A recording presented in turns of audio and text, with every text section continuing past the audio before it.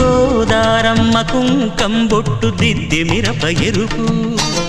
లంకానాథుడింకాగనంటూ పండు కొరుకు చూసే చూపు ఏం చెప్పింది సీతాకాంతకి సందేహాల మబ్బే పట్టె చూసే కంటికి